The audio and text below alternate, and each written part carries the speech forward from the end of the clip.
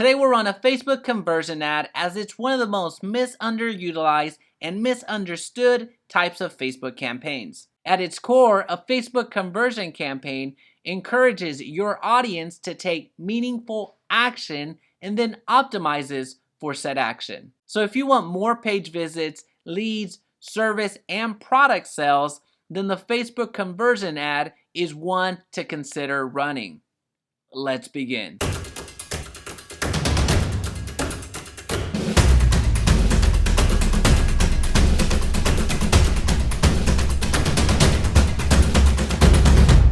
Hey, it's Jaime. If we're just meeting, welcome to the channel that brings actionable content to grow your business through online marketing. So if that sounds beneficial, consider subscribing. Question of the day, have you run a Facebook conversion ad? And how did it go? Let me know in the comment section down below. On the right hand side, you're going to find the conversions campaign.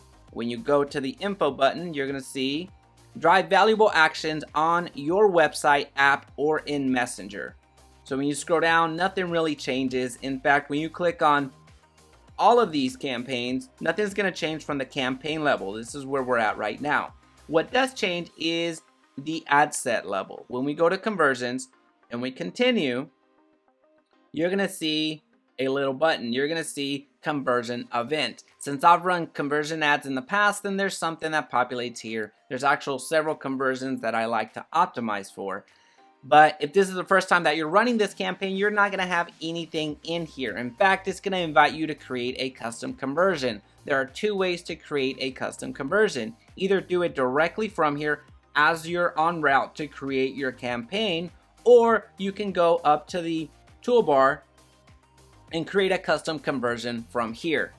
Now the progression is as follows. In order for you to create this campaign that we're going through right now, first, you need to create a pixel. That's the first step in everything. You need to create your Facebook pixel, and I won't do that in this particular video because I have several other videos that detail it from beginning to end, so I'll be sure to link them down below. But once you've created your Facebook pixel, then you need to have that installed on your website. This is actually a website conversion, so we need to have it on our website. And once you install it on your website, you'll be able to create that custom conversion that you see right here. And it's at this step that if we don't create that custom conversion, we're not going to be able to go beyond that. So although I'm not going to show how to actually create the Facebook pixel, I'll show you how to install it. And I'll just take a code from whichever pixel shows up. So that pixel right there, I'd go to details. I would go to the setup.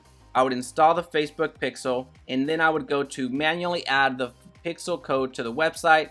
I would click on that. I would left click this. Then I would go to a funnel or to a website. Let's say you have Wix, WordPress, Squarespace, whatever website you may have, and install it there. But if you have landing pages similar to this, or sales funnels, it's what they're commonly called, all you need to do is come over here. I already have a Facebook pixel installed there, but we'll paste that Facebook pixel code to the head tracking code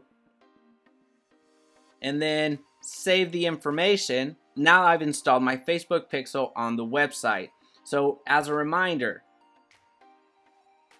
the progression goes: create your Facebook pixel, install your Facebook pixel. Now we get to create a custom conversion. One quick favor before continuing, please be sure to hit the like button so this video's reach is magnified and others benefit. Once you land here, you're going to go to the right hand and create a custom conversion. And let's read. Custom conversions allow you to measure unique activities and optimize your ads for the events that matter most to your business. Create a custom conversion by applying rules to existing events.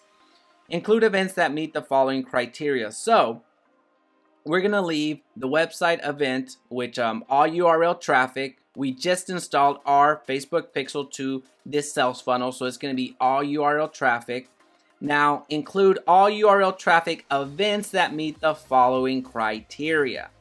So what this means is when you create a sales funnel, you're typically going to have two pages. One, the landing page, and then the second, the acknowledgement, confirmation, or thank you page, depending on what you're doing. So this is a landing page which offers a list of city homes under X amount of money.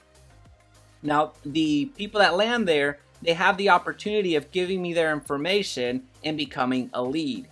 The moment that they become a lead, they're going to go over to the thank you page, and they won't be able to get to the thank you page unless they give me their information. So once they give me their information, this thank you page is going to fire. So what I am optimizing for is those events, the events of people actually becoming leads. When people give me their information on that landing page and go over to the thank you page, when that happens, that means that something significant, something that I want to measure, going back here, custom conversions allow you to measure unique activities and optimize your ads for events that matter most to your business. Will leads matter most to a real estate business? And that is exactly what's happening here.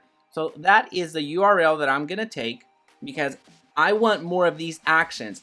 It doesn't really matter to me how many people click over here outside of having that information in order to understand my numbers. What matters to me is people that land on the thank you page because that means they became leads. So I'm taking that URL and I'm going to use contains. Now there's three options. You can use contains, that doesn't contain, or equals. Well, contains is going to contain the URL that was created right here.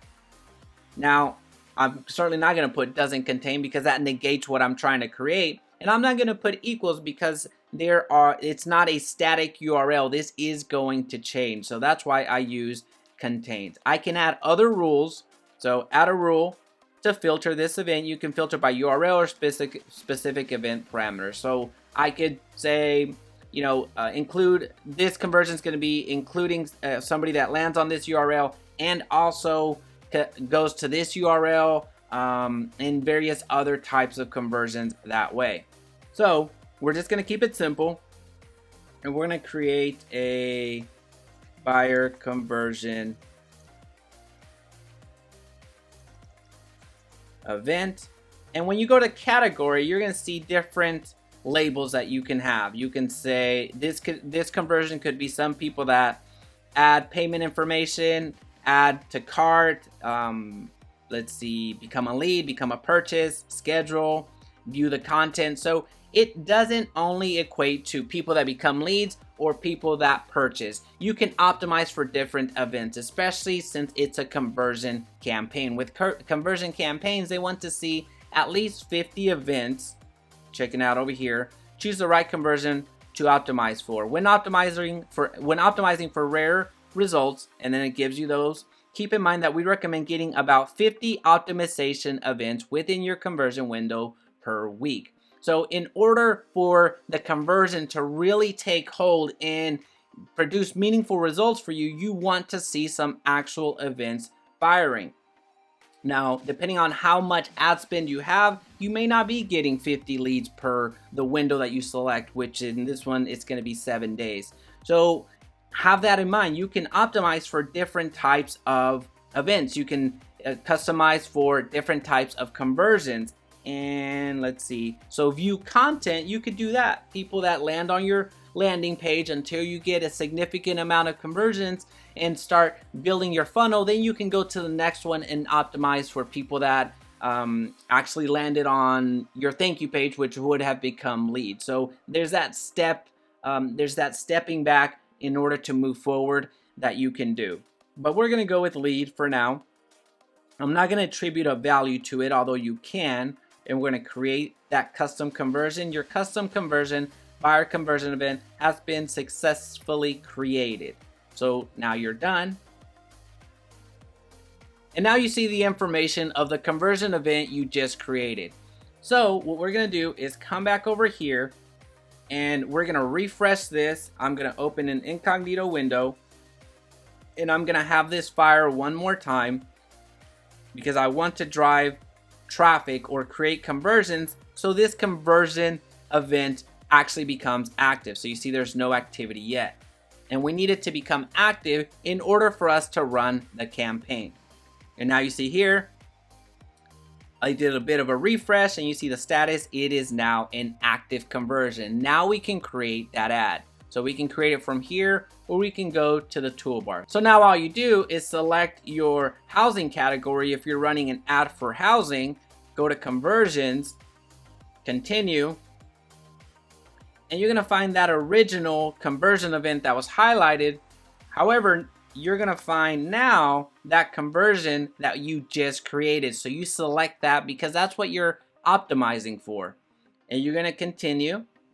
Well, you're gonna select all this information, your audience and your placements, but we're not gonna do that in this particular video. You would do that as normal, and you're gonna find that this ad creation looks very similar to the traffic campaign, which for the most part it is, with the exception now we're optimizing for the conversions that matter the most to us. Well, that's how you run Facebook conversion ads. If you found value in this video, please be sure to subscribe so we can talk again soon.